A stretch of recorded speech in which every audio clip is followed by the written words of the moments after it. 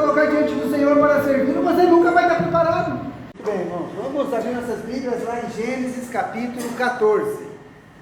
Vamos continuar estudando a vida, de Abraão, o primeiro patriarca, aquele que recebeu as promessas de Deus com relação a ele, a sua descendência e a todas as famílias da terra. Capítulo 14 de Gênesis, a partir do versículo número 1.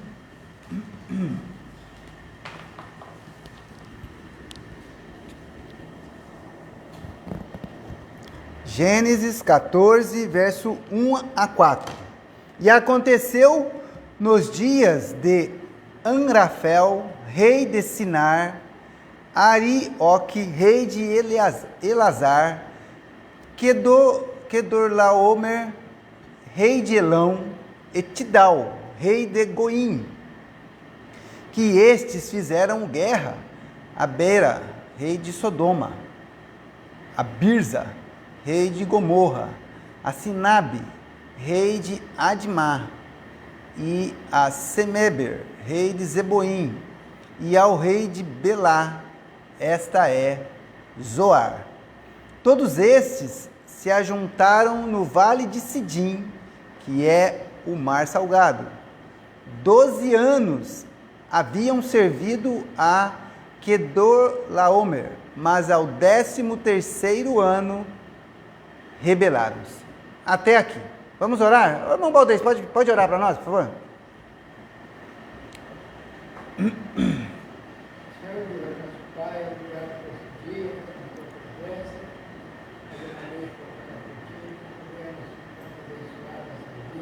Amém.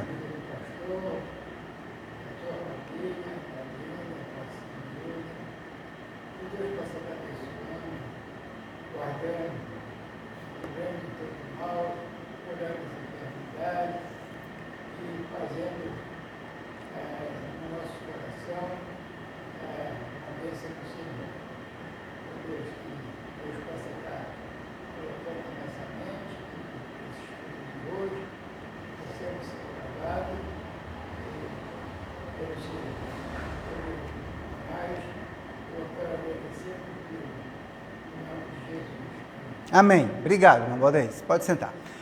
Irmãos, a semana passada nós estávamos estudando sobre a vida de Abraão, né? E eu apontei quatro aspectos, né, de quando Deus age na vida de um homem, né? Deus, ele nos chama para servi-lo, ele nos abençoa, ele nos guarda e ele também confirma a sua palavra, ele confirma as suas promessas, né? E nós vimos que a semana passada, né, depois da separação entre Ló e Abraão, que eles tinham muitos bens, né, então a terra não suportava eles, Ló foi para um lado e Abraão foi para o outro, né? Então Abraão ficou longe de Ló. E aí, quando começa aqui o capítulo 14, começa falando a respeito de alguns reis, de algumas cidades, né? É uma região muito grande ali, você tem ali 5 reis, que eram o quê? Eles eram submissos a um outro rei, que também tinha vários reis que eram seus aliados. Tá? Então, nós vamos ter aqui, nessa passagem, né, uma região dominada por um homem chamado Kedorlaomer, né, um nome meio estranho. Né, esse homem, ele era rei de uma cidade, né, chamada Elon. Este homem dominava aquela região ali. Ele deveria ter um exército muito poderoso e ele dominava aquela área ali, as pessoas pagavam tributos para ele. Só que a Bíblia diz que durante 12 anos, 5 cidades, né, 5 reis, eles serviram a esse rei de Elon. Quando chegou no 13º ano, né, 13 anos, eles se rebelaram. E aí o que acontece, irmãos? Se você domina sobre uma determinada região e aquela região se rebela contra o seu domínio, é guerra. certo? Nós estamos vendo aí, irmãos, a guerra da Ucrânia é uma região dominada pela Rússia ali, que ela está exercendo o seu poder bélico ali naquele país. E isso não é diferente aqui da passagem.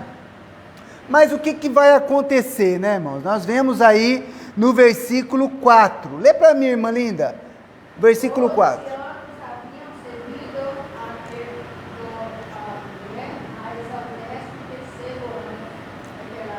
Isso, então o autor aqui, ele mostra os reis e fala, olha, eles se rebelaram.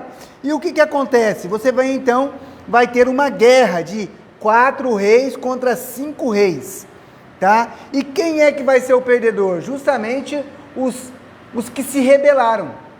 Aqueles reis que se rebelaram do domínio aí do rei de Elom, eles acabarão perdendo a guerra. E dentre as cidades que foram perdidas, está Sodoma e Gomorra, tá? Então, se você for comigo aí no capítulo 14, verso 10, lê para mim, Marisa, o verso 10 e o verso 11. O vale decidiu, estava cheio de poços de betume, e fugiram os reis de Sodoma e de Gomorra, e caíram ali, e o restante fugiu para o monte. E tomaram todos os bens de Sodoma e de Gomorra, e todos os ouro, seu mantimento e fogo. Muito bem, então você tem a guerra, os reis de Sodoma e Gomorra acabam perdendo a guerra. Eles fogem, e o que os inimigos fazem? Vai lá na cidade de Sodoma e Gomorra e pega tudo que tem lá de bom, né? Pega o alimento, pega as pessoas, levam as pessoas cativas da cidade, as mulheres, e quem é que estava ali perto? O sobrinho de Abraão, Ló. Lê para mim, Moacir, por favor, o verso 12. Isso.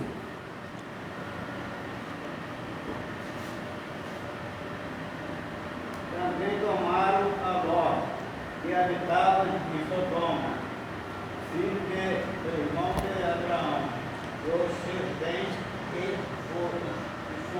e foram-se. Isso, então acabaram pegando também o sobrinho de Abraão, irmãos.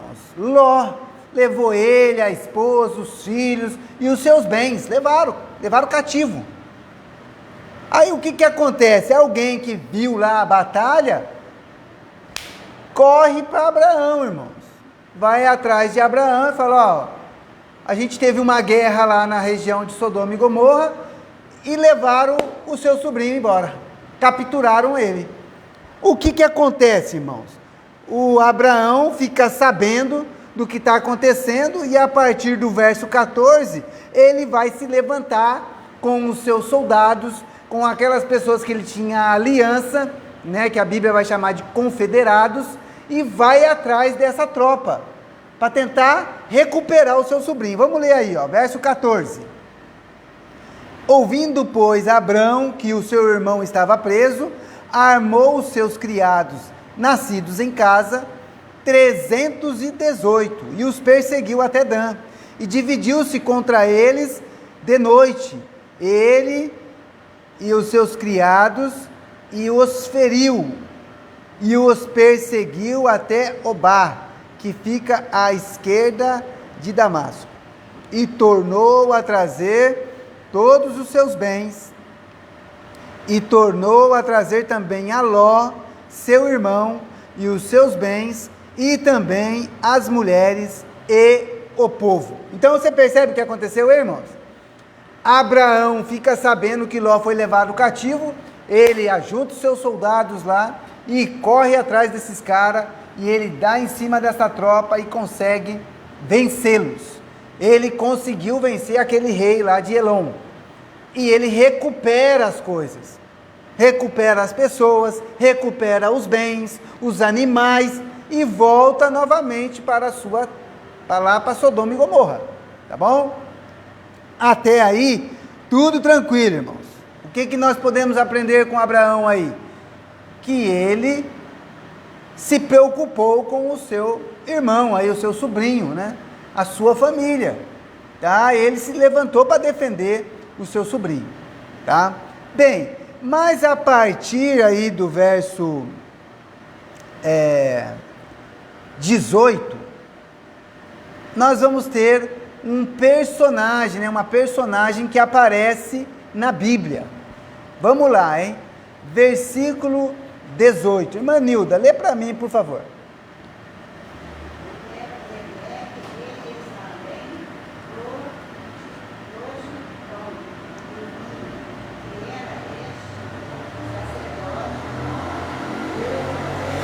Muito bem. Vai aparecer quem? Melquisedeque, irmãos. Irmãos, no Antigo Testamento ele vai aparecer aqui, nessa passagem de Gênesis, e depois ele vai aparecer uma única vez lá no Salmo capítulo 110, que foi aquele salmo que nós lemos no início. Não sabemos nenhuma informação sobre esse Melquisedeque, até haver a revelação lá no livro de Hebreus, no Novo Testamento. Mas quem é esse Melquisedeque? A Bíblia está dizendo aí que ele era rei de Salém. Não é que está escrito aí, ó? Rei de Salém. Então havia uma cidade chamada Salém. Essa palavra chamada Salém significa também, lá no hebraico, né? Significa paz. Tá bom? Tudo bem? Outra coisa que diz que ele, então ele era rei, mas também diz que ele trouxe pão e vinho e era este sacerdote. De quem? Do Deus Altíssimo. Muito bem. Olha só que interessante, irmãos. Nós não temos nenhuma informação sobre esse Melquisedeque, a não ser o que as Escrituras nos diz. Mas diz aqui que ele era sacerdote de quem? Do Deus Altíssimo. Essa palavra Deus Altíssimo, ela lá no grego, né, no hebraico, é o El Elon, né?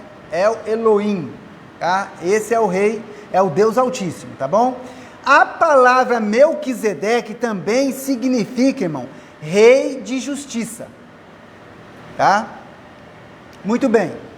O que esse homem faz? Ele traz o pão e o vinho, e no verso 19 diz o que aí, ó? Lê para mim, irmão Valdez, o versículo 19.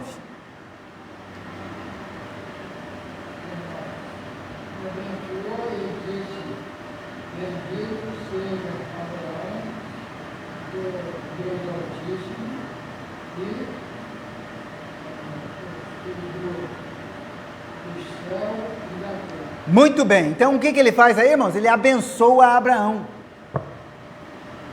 Melquisedeque aparece com pão e vinho, e a Bíblia diz que ele abençoou e disse: bendito seja Abraão pelo Deus Altíssimo, o possuidor dos céus e da terra.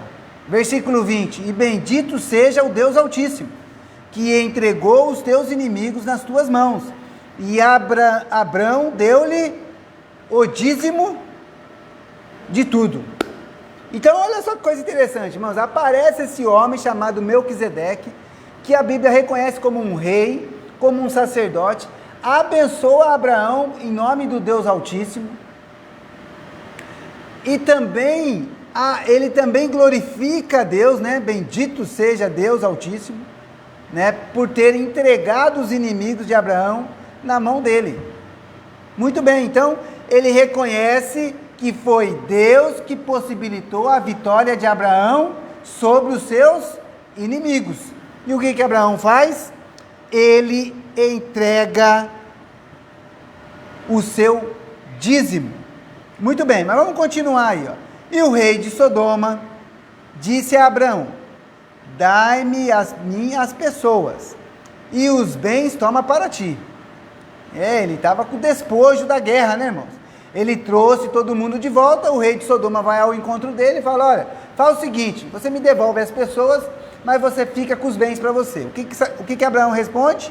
Abraão, porém, disse ao rei de Sodoma: levantei a minha mão ao Senhor, o Deus Altíssimo, o possuidor dos céus e da terra, jurando que desde um fio até a correia de um sapato, não tomarei coisa alguma de tudo o que é teu, para que não digas, eu enriqueci a Abrão, salvo tão somente o que os jovens comeram e a parte que toca aos homens que comigo foram, Aner, Escol e Manre, estes que tomem a sua parte. Muito bem, irmãos, vamos entender esse texto aqui. Quando havia uma guerra, irmãos, o vencedor, ele ficava com os bens. Ele pegava as pessoas como escravos, ficava com os animais, ficavam com as coisas preciosas. Era assim que funcionava.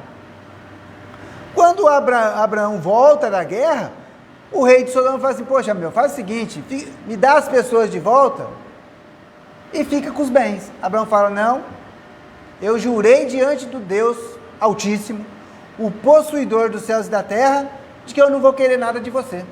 Mas depois você não dizer que eu fiquei rico com as suas coisas.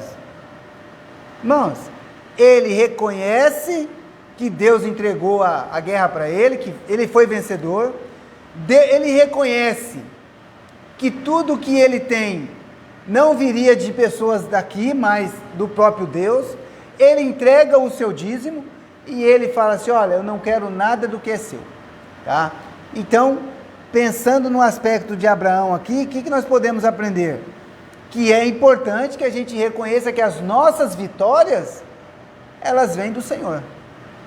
E também, irmãos, vamos aprender um pouco também a respeito desse tal de Melquisedeque. Vamos lá para o Salmo 110? Deixa marcado aqui, depois nós vamos voltar, tá bom? Então, Salmos capítulo 110, vamos ler o verso número 4.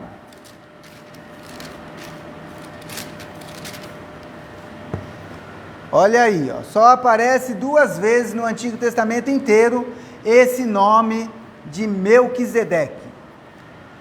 Versículo 4, jurou o Senhor e não se arrependerá, tu és um sacerdote eterno, segundo a ordem de Melquisedeque. Por que fala sobre a ordem? Eu vou explicar para os irmãos, tá? Na época de Abraão, irmãos, não havia ainda Moisés, não havia lei, não havia nem o povo de Israel, não existia ainda, né? Havia só o Abraão. Depois, quando se formou a nação de Israel, em que Deus entregou os mandamentos para Moisés, para ensinar o povo, ele separou a linhagem de Arão para ser o sacerdote, para ministrar o sacerdócio, tá bom? É assim, irmãos, nós temos duas funções no Antigo Testamento, nas Escrituras. Uma é o sacerdote e outra é o profeta. O profeta, ele recebe a palavra de Deus e fala para o povo.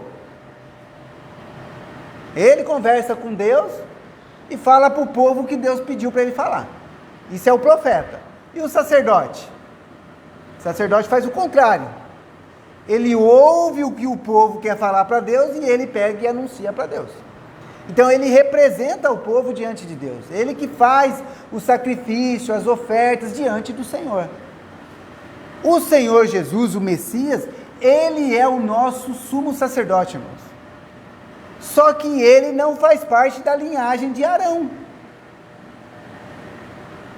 Jesus é descendente de quem? De Davi, de Judá, da tribo de Judá. O sacerdócio não era da tribo de Judá, era da tribo de Levi, né, da linhagem de Arão. Então aqui o Davi, né, ele recebe essa revelação de Deus, dizendo que o Senhor separa o Messias para ser sacerdote, segundo qual ordem? Segundo a ordem do sacerdócio de Melquisedeque, que foi aquele que abençoou Abraão. Agora vamos lá para Hebreus. Hebreus capítulo 5.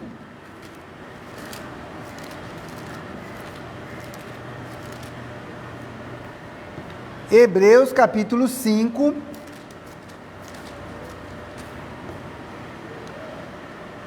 Vou ler o verso 1 aí. Hebreus capítulo 5. Débora, pega mais por mim. Vamos ler o verso 1, tá bom? Marisa, achou, Marisa? Pode ler para mim, por favor? Segundo, porque todo o sumo sacerdote, tomado dentre os homens, é constituído a favor dos homens nas coisas concernentes a Deus, para que ofereça dons e sacrifícios pelo pecado. Tá vendo aí, ó? Olha o que o escritor está dizendo aí, ó, que todo sumo sacerdote, ele é tomado dentre os homens e é constituído a favor dos homens, para que possa apresentar diante de Deus, né, os dons, né, também os sacrifícios pelos pecados. Isso é o papel do sacerdote, tá bom? Agora lê para mim, irmã linda, o verso 4. Ninguém toma para si esta honra, senão o que é chamado por Deus como Arão. Tá vendo? Então ninguém pode falar, eu sou sacerdote. Não. É Deus que escolhe. É chamado por Deus. E quem que Deus escolheu? Arão e os seus descendentes. Tá bom? Então é importante que a gente tenha isso em mente. Mas se você continuar o versículo, vou ler o verso 5.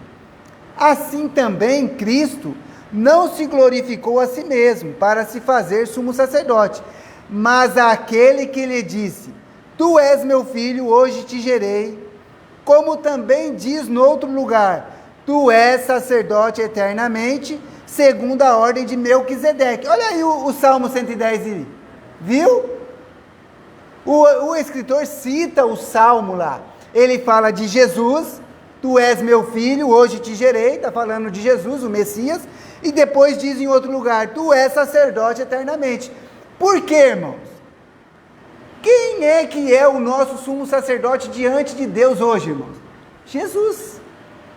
Ele é o nosso sumo sacerdote, é Ele que apresenta diante de Deus os nossos sacrifícios, os nossos dons pelos nossos próprios pecados. Tá? Então Ele é esse sacerdote. Qual ordem que é a dele? De Melquisedeque. Muito bem, agora vamos lá para o capítulo 12. Capítulo 12 não, capítulo 7 de Hebreus. Hebreus capítulo 7. 7. Olha lá, ó, verso 1 aí, ó. Porque este Melquisedeque, que era rei de Salém, sacerdote do Deus Altíssimo, e que saiu ao encontro de Abraão, quando ele regressava da matança dos reis, e o abençoou, a quem também Abraão deu o dízimo de tudo, e primeiramente é, por interpretação, rei de justiça, e depois também rei de Salém, que é rei de paz. Então Melquisedeque significa rei de justiça, e Salém, né, rei de paz. Muito bem, sem pai, sem mãe, está falando de Melquisedeque, irmãos, sem pai, sem mãe, sem genealogia, não tendo princípio de dias, nem fim de vida, mas sendo feito semelhante ao Filho de Deus, permanece sacerdote para sempre. Considerai, pois, quão grande era este, a quem até o patriarca Abraão deu os dízimos dos despojos. Está vendo? Então, peraí, irmãos. Quem é esse Melquisedeque? A Bíblia revela que ele era o rei de Salém, que ele era sacerdote do Deus Altíssimo. Mas a Bíblia está dizendo que ele não tem início de dias, não tem fim de dias, não tem genealogia, não tem pai, não tem mãe. Quem é que é assim, irmãos? Deus. A ordem de a qual Jesus é o sumo sacerdote é uma ordem divina. Porque Melquisedeque vai ser reconhecido pelos estudiosos como alguém que era figura do Senhor Jesus. Tá? Por isso que ele abençoou Abraão, né? Ele é o próprio Deus. Não é fantástico que depois de mais de 4.000 anos, na época já da igreja, Deus revela detalhes a respeito de Melquisedeque, reconhecendo que ele não teve início, não teve fim, ele surge na história, some da história, e agora quem é que é da mesma ordem? Jesus, tá? Então é fantástico a forma como Deus faz para mostrar para nós, né, para que a gente possa entender, né, por que Melquisedeque abençoou a Abraão. Porque olha só que coisa interessante que ele coloca aí, né? Considerai, pois quão grande era este. Claro, ele é o próprio Senhor. Tudo bem, irmãos, que a gente não tem absoluta certeza de saber, não, Melquisedeque era o Senhor Jesus, né? Uma revelação. A Bíblia não deixa isso muito claro, mas a gente percebe que esse Melquisedeque, que recebeu os dízimos de Abraão e que abençoou o patriarca, ele tem uma característica divina. Se Deus só existe um, né? Então tem que ser o próprio Senhor. Tá bom? Quem é que não tem início e não tem fim? Alguém que é eterno. E esse atributo pertence somente a Deus, tá? O próprio Deus que é eterno. Muito bem, então agora a gente já sabe quem é esse Melquisedeque. Então vamos voltar lá para Gênesis para nós encerrarmos o nosso estudo. Gênesis capítulo 14.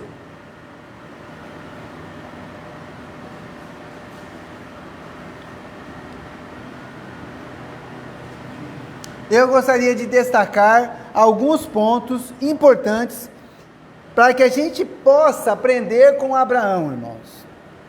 Primeira coisa que eu gostaria de mostrar para os irmãos é que Abraão, ele tem cuidado com a sua família, irmãos.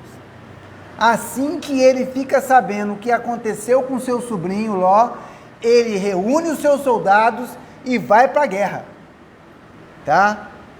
Ele vai para a batalha. Irmãos, a gente tem que ter, né, um amor pelos nossos irmãos, né, o amor fraternal. Nós temos que ter amor pelos da nossa família, tá? Então a gente tem que batalhar pelos nossos irmãos. A gente tem que realmente batalhar pelos aqueles que servem ao mesmo Deus e que são a nossa própria família, tá? Outra coisa, ele não quis aproveitar aquele momento ali da guerra para se enriquecer. Pelo contrário, ele jurou diante de Deus que ele não ia pegar nada daquelas pessoas lá de Sodoma e Gomorra. E nós bem sabemos por quê, né, irmãos? Porque Sodoma e Gomorra era uma cidade tão corrompida que mais um pouco para frente Deus vai destruí-la. Deus vai trazer justiça sobre eles, né, trazendo fogo do céu e vai queimar eles. Certo? Eu vou querer alguma coisa, eu vou querer dinheiro, riqueza, bens, de pessoas que não temem a Deus, irmãos. Então a gente tem que pensar bem, né? É claro que nós trabalhamos com pessoas que não são cristãs, tá? Mas eu vou me aproveitar para me enriquecer? De forma nenhuma. Outra coisa que a gente tem que aprender também, né, que é muito importante aqui no texto de Gênesis. Lê para mim, irmã linda, o versículo 20.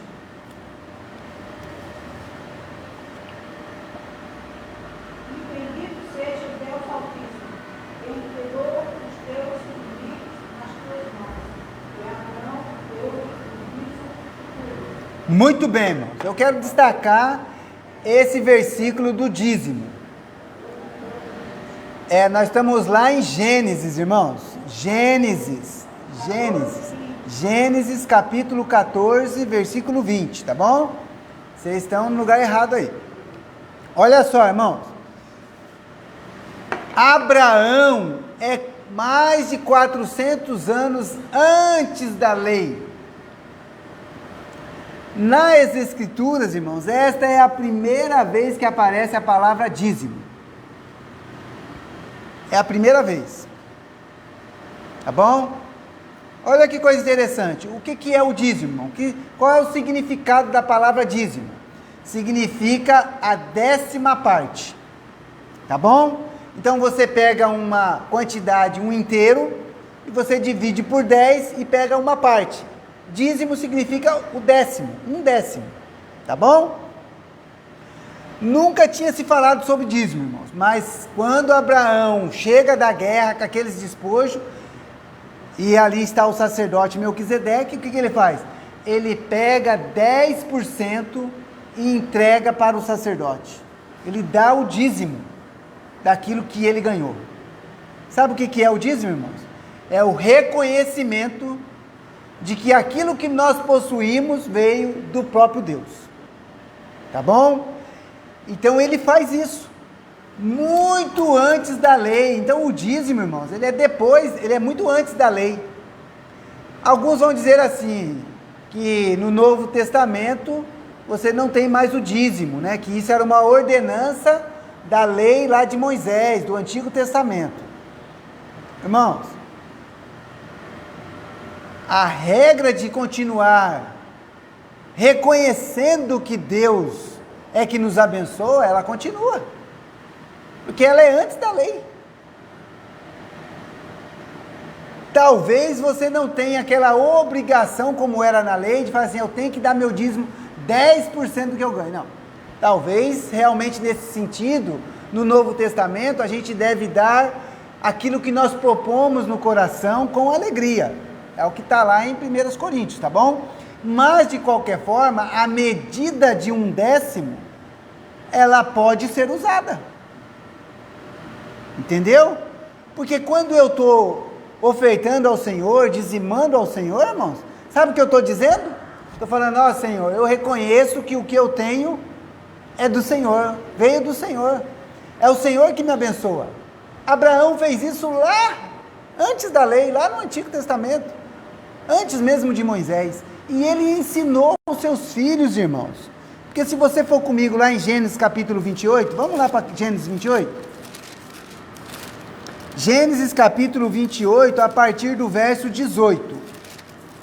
Olha que interessante, irmãos.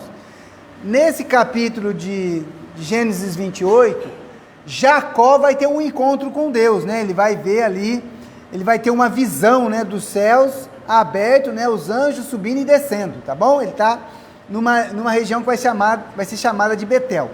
Olha aí, verso 18.